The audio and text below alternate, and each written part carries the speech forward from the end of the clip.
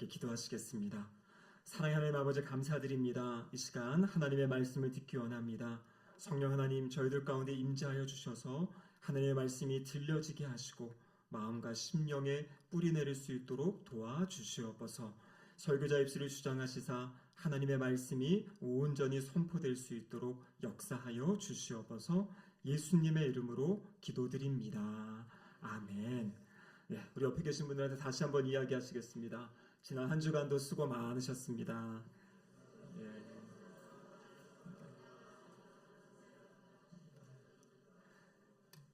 이제 봄이 오는 것 같습니다. 우리 성도님의 삶의 자리에도 이 봄과 같은 새로운 좋은 일들이 많이 있으시기를 축복합니다. 20세기 초에 있었던 일입니다. 위대한 탐험가 어네스트 세글턴이라는 사람이 27명의 대원과 함께 이 남극 탐험에 나서게 됩니다. 남극 탐험을 하는 도중에 이 배가 빙하에 갇히고 파손되게 되어서요. 그래서 이 엘리펀트 섬이라는 곳에 이제 고립하게 됩니다.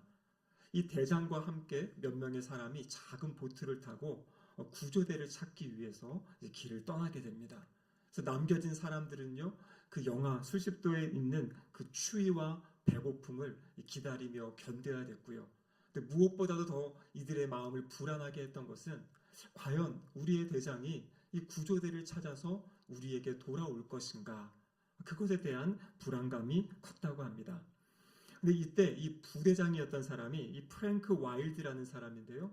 이 사람이 어떠한 일을 했냐면 아침마다 이 대원들을 다 깨우면서 이렇게 이야기했다 그래요. 짐을 싸세요. 오늘 우리 대장이 올지 모릅니다. 짐을 싸세요. 오늘 우리 대장이 올지 모릅니다. 그래서 여러분, 이곳에서 불안과 두려움 가운데 떨 수밖에 없던 사람들의 마음에 아침마다 새로운 희망을 갖는 것이에요. 오늘 올 수 있다. 자신들의 삶의 자리를 정리하고요. 제 대장이 왔을 때 또 바로 그 배에 올라탈 수 있도록 준비하는 그런 시간을 가졌다고 합니다.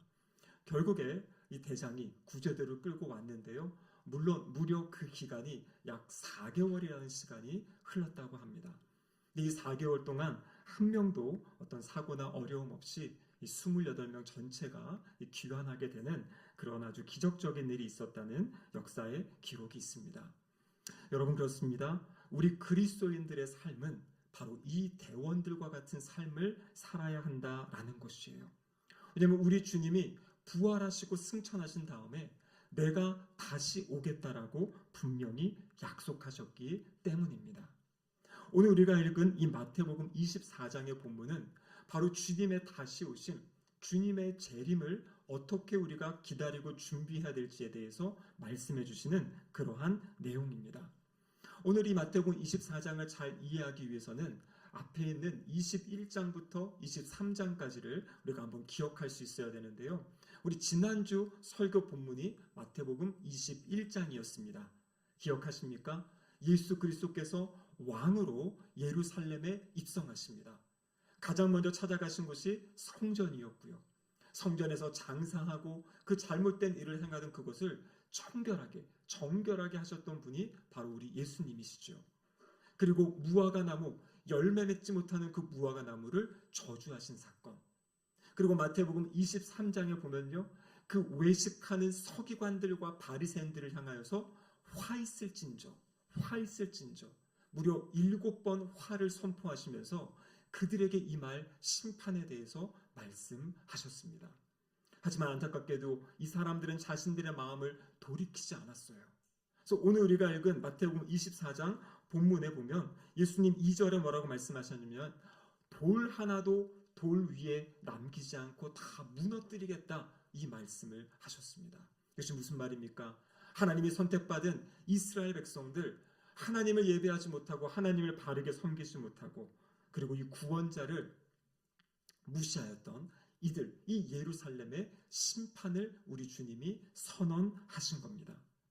예수님이요, 이 심판의 말씀을 전하니까요, 제자들의 마음 가운데 궁금한 질문이 생기는 겁니다. 자, 그 내용이 오늘 24장 3절의 말씀인데요. 우리 3절 말씀 같이 한번 읽어보겠습니다. 예수께서 감람산 위에 앉으셨을 때 제자들이 조용히 와서 이르되 우리에게 이르소서 어느 때에 이런 일이 있겠사오며 또 주의 임하심과 세상 끝에는 무슨 징조가 있사오리이까. 여기 3절에 보면요, 제자들이 조용히 예수님 앞에 와서 질문을 합니다. 두 가지를 질문하는 겁니다. 첫 번째 무엇입니까? 어느 때 이런 일이 있겠사오며, 두 번째 질문은 주의 임하심과 세상 끝날에 무슨 징조가 있겠습니까? 그러니까요, 이런 일, 여기 앞에 말하는 어떤 때 이런 일, 이것은 바로 2절에 이야기했던 예루살렘 성전의 파괴, 예루살렘 성전이 무너질 것이다라는 그 말씀이 어느 때 일어나겠습니까? 라고 첫 번째 질문을 한 것이고요. 그리고 두 번째 질문은 무엇이냐면 세상 끝날에 주님이 임하시는 날, 그때에는 무슨 일이 있겠습니까? 라고 두 가지의 질문을 예수님의 제자들이 하고 있는 것입니다. 예수님께서는요, 그 첫 번째 성전 파괴에 대한 질문의 대답을 오늘 본문 3절에서 35절까지 말씀하고 계세요. 그 말씀을 통해서 이러한 징조가 있을 것이다. 그래서 성전 파괴가 될 때에는 가장 중요한 게 무엇입니까? 우리 새벽기도 때 나눴던 것처럼 도망쳐라였어요. 도망쳐라. 도망칠 수 있는 여지가 있던 상황이죠. 하지만 이어지는 36절부터 오늘 본문부터 나머지 51절까지의 말씀은 바로 주님이 재림하실 때의 모습. 이때는 더 이상 도망치거나 이런 일이 없어요. 그냥 그 상황에 준비된 상황에 따라서 하나님의 들림을 받기도 하고 버려짐을 당하는 그러한 상황을 말씀하고 계십니다. 그래서 오늘 본문 36절에 보면 이렇게 기록하고 계시죠. 같이 한번 읽어보겠습니다.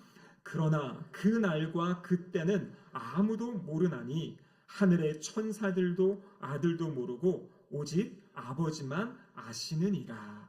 자, 여기 보면요, 핵심은 뭐냐면 모른다라는 것입니다. 천사도 모르고 아들이신 예수 그리스도도 모르고 오직 아버지, 성부 아버지만이 아신다.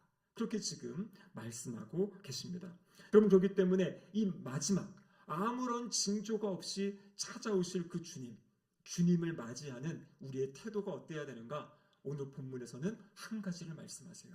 바로 깨어 있어야 된다 말씀하세요. 깨어 있어야 된다. 여러분, 깨어 있으십니까? 오늘 본문을 통하여서 깨어 있는 성도의 삶이 무엇인지 우리 한번 세 가지를 살펴보도록 하겠습니다. 첫 번째로 깨어 있다라는 것은요, 예기치 못하는 때를 대비하는, 준비하는 삶을 살아야 된다. 그렇게 말씀하고 계십니다. 다시 한번 36절에 보면요, 그러나 그날과 그때는 아무도 모르나니 하늘의 천사들도 아들도 모르고 오직 아버지만 아시느니라. 이어지는 42절에 이렇게 되어 있죠. 그러므로 깨어 있으라. 어느 날에 너희 주가 임할는지 너희가 알지 못함이니라. 아멘.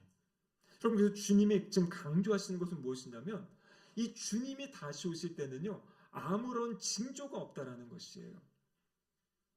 우리가 앞에서 성전 파괴와 관련해서는 그 예상되는 징조가 있다고 말씀하셨습니다. 어떤 일이 있냐면요, 바로 난리의 소문이 있을 것이다. 민족과 민족이 대적할 것이다. 전쟁이 일어날 것을 이야기합니다. 그 곳곳에 기근이 있고 지진이 일어날 것이다. 멸망에 가증한 것이 성전에 설 것이다. 여러분, 사실 이 모든 예언들은요, 마지막 때 있을 예언이 아니라 성전 파괴를 앞두고 있을 일들에 대해서 말씀하신 거예요. 그래서 그러한 징조가 보일 때 너희들은 이 성전 파괴될 것에 대해서 준비하고 있고, 실제 멸망에 가증한 것, 이 로마 군대가 예루살렘을 둘러싸고 에워싸게 될 때 그때 해야 될 것은 도망치고 피해야 된다. 이 멸망은 이미 정해진 것이기 때문에 너희들의 목숨을 보존해라. 그것이 바로 24장 앞에 나와 있는 말씀이에요. 근데 오늘 이 36절부터 나와 있는 이 말씀은 예수님 재림하실 때 모습은 다르다라는 것이에요. 이때에는 정말 철저하게 하나님만 아세요. 예수님도 언제 본인이 재림하실지 알 수 없는, 오직 하나님의 주권에 속해 있는 그것을 말씀하고 계십니다. 여러분, 예수님이 재림하신다는 사실을 믿으십니까? 알고 계시죠? 성경에서 끊임없이 거기로부터 살아있는 자와 죽은 자를 심판하러 오십니다. 우리가 예배 때마다 고백하고 있지 않습니까? 근데 우리가 생각해야 될 것은 얼마나 우리가 이것을 지금 믿고 살아가는가?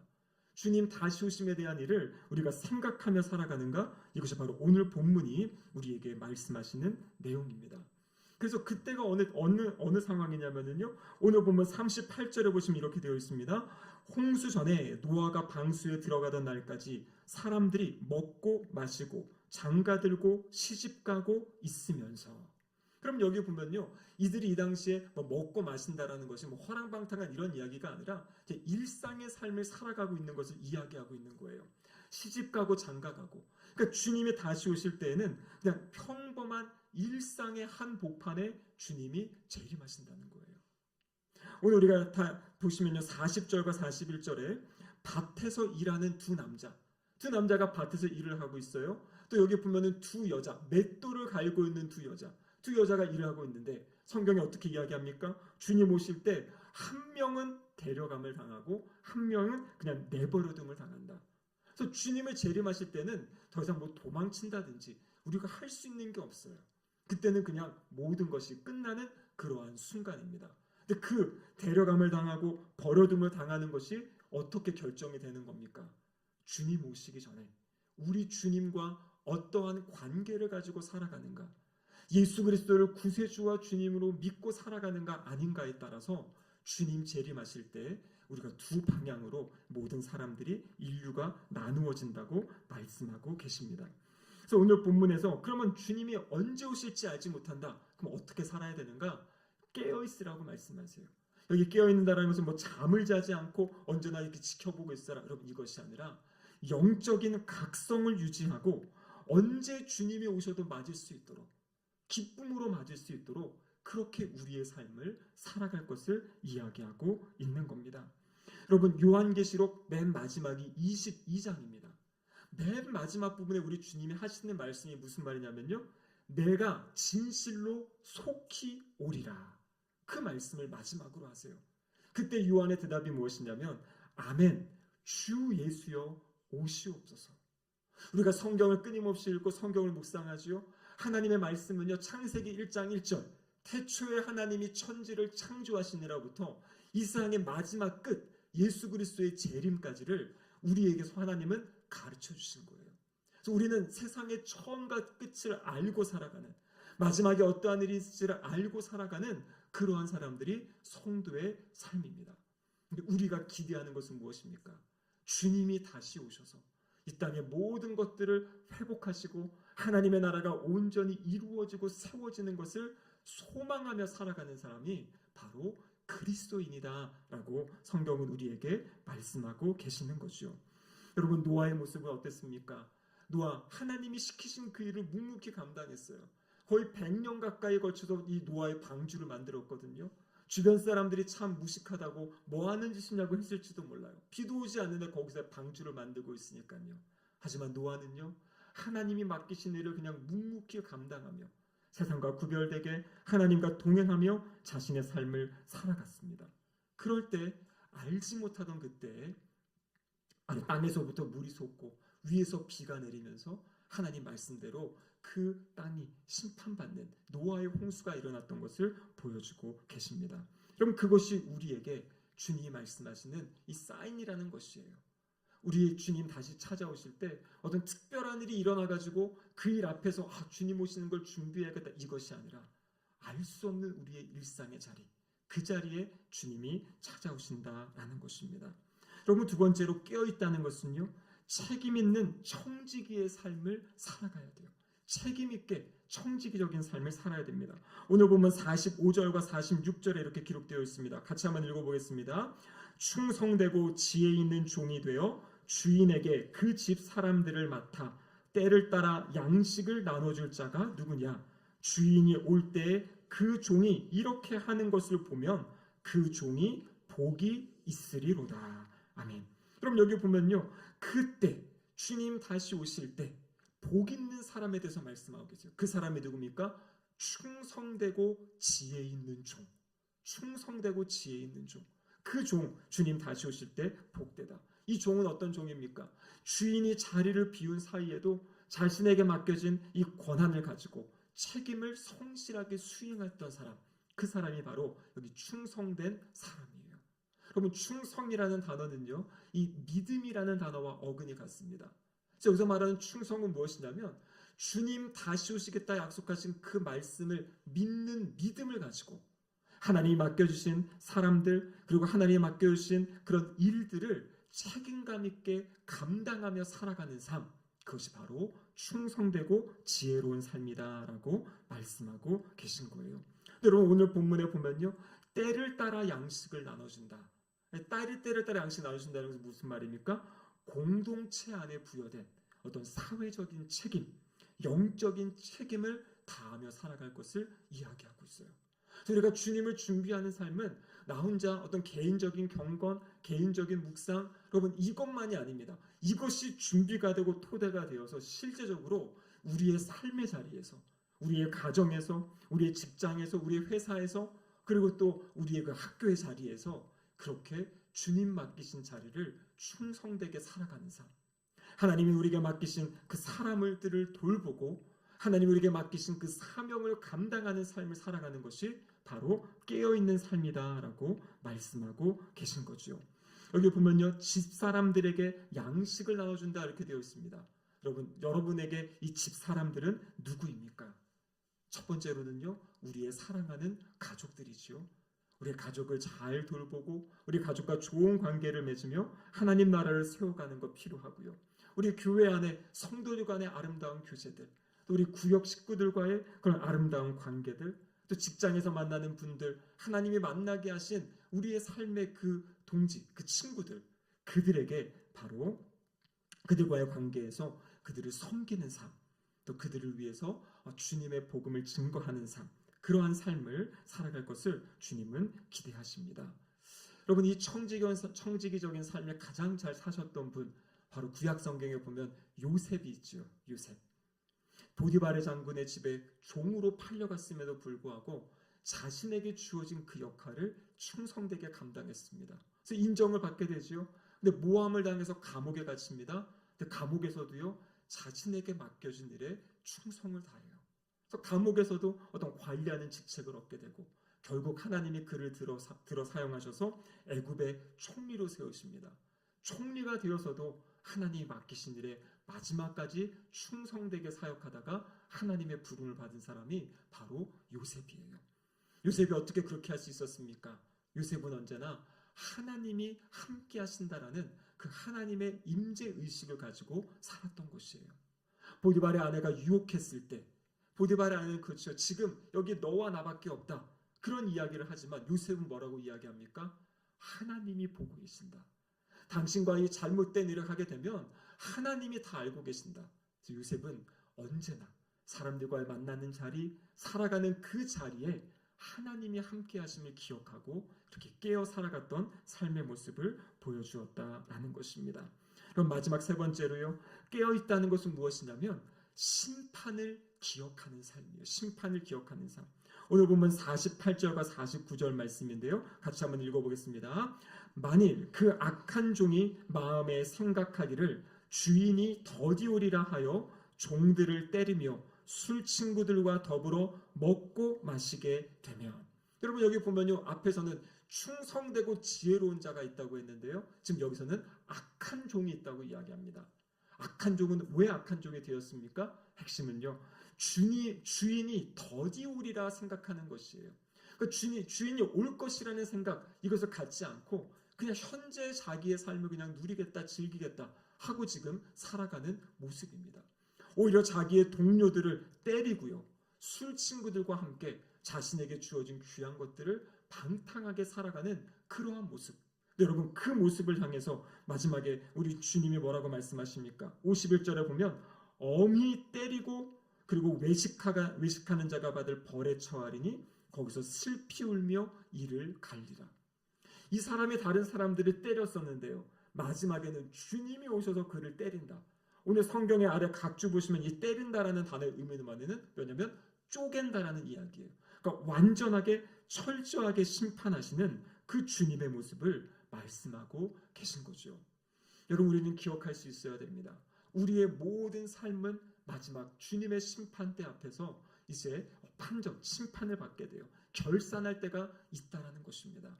물론 우리가 예수 그리스도를 믿은 그 구원의 은혜로 우리는 하나님의 나라에 가게 되는 거죠. 그런데 하나님 나라 가더라도 우리가 이 땅에 살아온 삶을 정산하는 순간이 있다라는 것이에요. 여러분, 그 순간에 그것을 잘못했다고 너는 지옥이다 이렇게 얘기하진 않습니다. 예수 그리스도를 믿음으로 구원받기 때문에. 근데 여러분, 하나님 앞에 섰을 때 우리의 그 부족하고 연약했던 모습들을 함께 비춰볼 때 얼마나 부끄럽고 낯뜨거운 모습이겠습니까? 우리가 준비할 것은요, 하나님 앞에 섰을 때 주님 재림 앞에 정말 기쁨으로 감사함으로 주님 주신 귀한 시간들, 주님 주신 귀한 물질, 주님 주신 귀한 시간을 가지고 이렇게 주님 살아왔습니다. 주님의 은혜입니다. 주님이 힘 주셔서, 주님의 능력 주셔서, 주님이 은혜 주셔서 하나님의 뜻을 이루며 살았습니다 하며 그 주님께 기쁨의 고백을 할 수 있는, 여러분, 그 준비를 하는 삶이 바로 깨어있는 삶이다 말씀하고 계십니다. 말씀을 마무리하겠습니다. 성전 파괴, 역사적으로 실제 일어났습니다. 예수님이 부활하시고 승천하시고 약 40년이 지난 AD 70년 로마에 의해서 예루살렘 성전이 무너졌어요. 이 첫 번째 말씀하셨던 것은 이루어졌습니다. 이제 두 번째, 주님의 재림이 남아있어요. 이 주님의 재림은 언제 있을지 징조가 없이 임하시겠다고 말씀하셨습니다. 우리의 삶의 자리 가운데 주님이 오신다. 이것이 두려움과 불안이 아니라 주님의 오심을 소망하며 살아가는, 그래서 매일매일의 삶에 지금 거룩한 일상을 살아가고 책임감 있게 살아가고 그리고 이 심판을 기억하며 살아가며 주님 오시는 날이 두려운 날이 아니라 기대와 소망이 되는 그날을 소망만 살아가는 우리 모든 성도님들 되시기를 주님의 이름으로 축복합니다. 문제는 그날이 아니라 그날에 어떠한 모습으로 우리가 주님을 만날지, 그럼 그것을 생각하시며 매일매일 깨어서 살아가는 우리 모든 성도님들 되시기를 주님의 이름으로 축복합니다. 아멘. 기도하시겠습니다. 사랑하는 하나님 아버지, 감사드립니다. 잠들어 있는 저희의 심령을 다시 한번 예수님이 재림하신다는, 다시 주시겠다는 약속의 말씀으로 깨워주심에 감사드립니다. 우리의 삶의 자리에 날마다 민감하게 깨어있게 하셔서 주님 맡기신 일상을 소중히 여기며 살게 하시고 그곳에서 하나님의 뜻을 드러내며 청지적인 삶을 살아내는 우리 모두가 되게 하여 주시옵소서. 주님 다시 오실 때 기쁨으로, 감사함으로, 소망으로 맞이하는 우리 온 성도들 될 수 있도록 역사하여 주시옵소서. 예수님의 이름으로 기도드립니다. 아멘. 우리 다 함께 자리에서 일어나셔서 찬송가 180장 함께 부르시겠습니다.